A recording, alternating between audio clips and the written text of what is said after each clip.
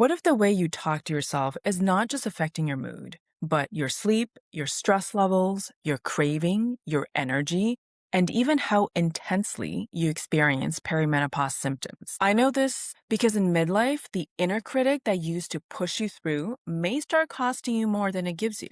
I know this personally. For most of my life, my inner voice was not gentle. It was sharp, it was demanding, suck it up, keep going, don't be weak. And honestly, that voice helped me function for a very long time until it didn't. Because once I entered the season of hormonal change, I started realizing something.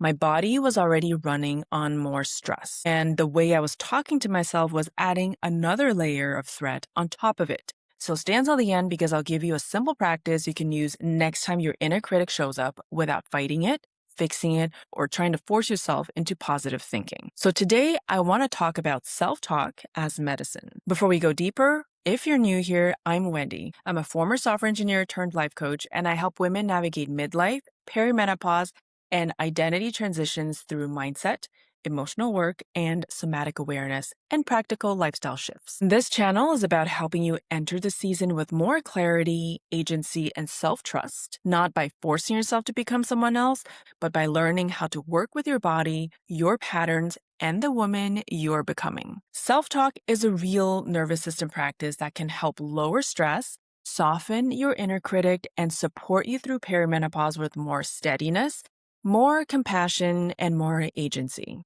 And this matters because perimenopause is such a tender, powerful, and sometimes downright challenging season of life. The brain fog, the mood swings, the weight shifts, it can feel like your body is rewriting the rules every single day. And when your inner voice piles on with self-criticism, it doesn't just feel bad. It actually makes the stress and symptoms worse. So today, we're going to talk about a simple but powerful way to reduce stress in this season. And that's changing how you talk to yourself. Let's start with stress. So stress isn't just having too much on your plate. It's your body's reaction to anything it perceives as a threat.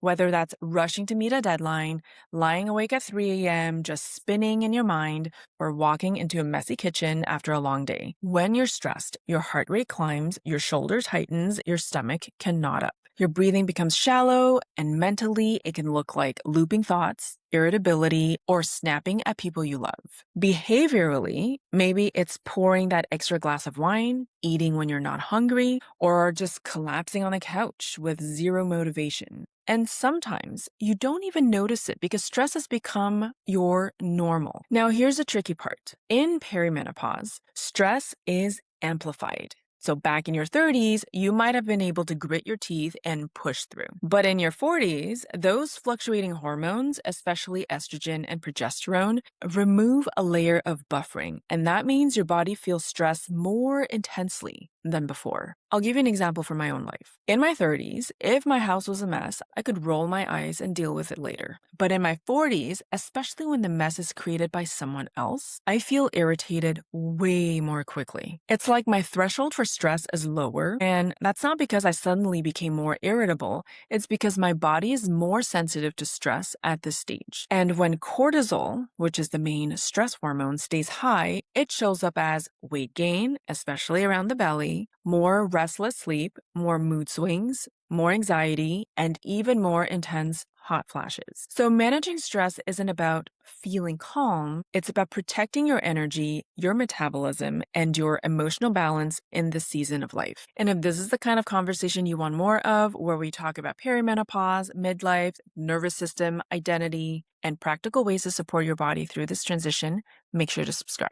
I'm building this channel for women who don't just want symptom tips, but want to understand what the season is asking of them physically, emotionally, and personally. So this is where your inner dialogue comes in. Psychologist Rachel Goldsmith-Toro calls it the self-talk workout. And I love this because it really is like a workout for your brain and nervous system. When you're harsh and critical with yourself, your brain reacts as if you're under attack.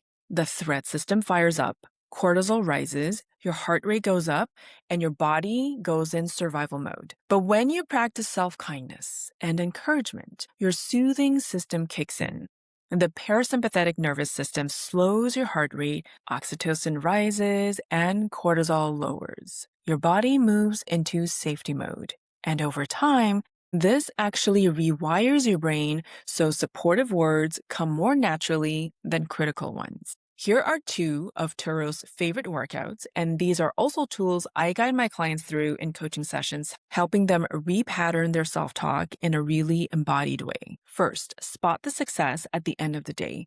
Notice one thing that went well. It doesn't have to be anything big. Maybe you made yourself a nourishing breakfast. Maybe you paused and took a breath before reacting to someone. Celebrating these little wins trains your brain to focus on progress, not flaws. Instead of saying things like, ugh, I blew it, I'm such an idiot, I'm terrible, try instead, okay, what can I learn here? How can I use this next time? This shifts failure from something shameful to something useful.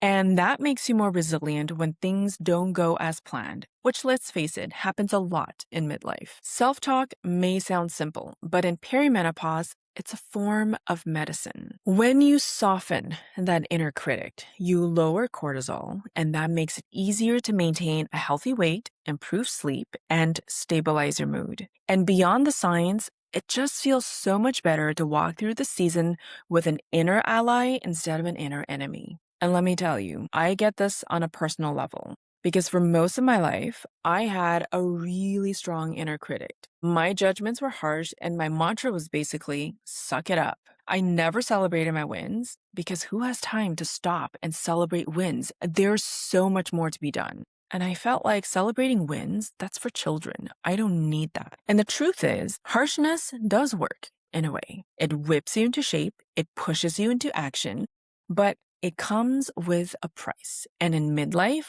I realized it was a price I could not afford anymore. During my 3 years of coaching training, I had to really flex the muscle of self-kindness because I knew that I couldn't be a good coach if I couldn't even extend that kindness towards myself. I started practicing celebrating small wins.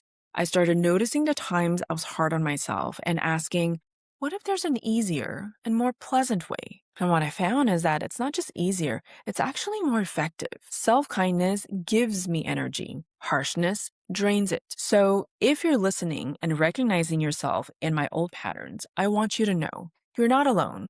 And you can change this too. Now, maybe you're thinking, okay, I know this makes sense, but still, I can't let go of that inner critic. It's way too strong. That's usually because there is still a part of you that still needs to be acknowledged, and the emotions underneath need to be heard. You can't just bulldoze over it. So here's a little practice you can try next time the inner critic voice shows up. Pause for a moment, notice where you feel it in your body, and simply say to yourself, I hear you. That's it. No fixing, no arguing, just acknowledgement. You may be surprised at how much that softens the voice. And of course, sometimes these parts need more than just a quick acknowledgement. That's the deeper work I do with my clients. We don't just try to silence the inner critic or cover it with positive thoughts.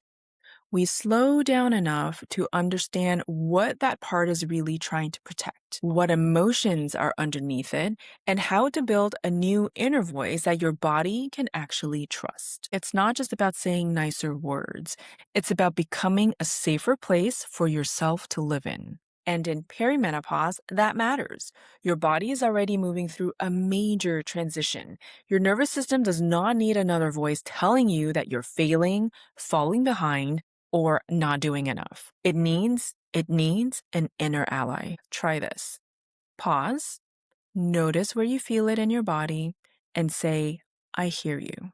Because fighting it usually makes it louder. Acknowledging it creates space.